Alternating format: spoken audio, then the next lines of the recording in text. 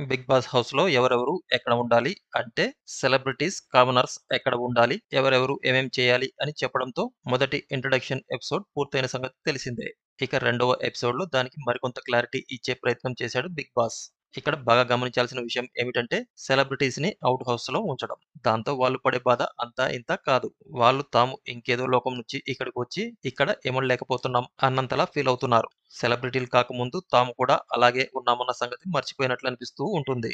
ఇకపోతే అప్పుడప్పుడు మా అవకాశం వచ్చినప్పుడు మేమేంటో చూపిస్తాం అన్నట్లుగా మాట్లాడుకోవడం చూస్తుంటే వీళ్ళ ఓవర్ యాక్షన్ తట్టుకోలేకపోతున్నాంరా బాబు అనిపించక మానదు. దాంతో పాటే ఇక సామాన్యులకు ఏమీ తెలీదన్నట్లుగా వాళ్ళేదో చాలా కన్‌ఫ్యూజ్ అవుతున్నట్లుగా భావించడం మనం చూడొచ్చు. నిజానికి సామాన్యులు కన్‌ఫ్యూజ్ అవ్వడం కాదు. అది వాళ్ళ వ్యక్తిగత అభిప్రాయాలను ఒక్కొక్కరు చెప్తూ ఉండడంతో సెలబ్రిటీస్ అలా భావిస్తూ ఉన్నారు. మధ్య మధ్యలో బిగ్ బాస్ చెప్పే మాటల్ని ఎంతవరకు అర్థం చేసుకోవాలో అర్థం కాక అందరూ తలలు పట్టుకొని వాళ్ళలో వాళ్ళు ఫైట్ చేసుకోవడం గమనిస్తే బిగ్ బాస్‌లో చదరంగం రణరంగమే కాదు తికమక రంగం కూడా ఉందనిపించక మానదు.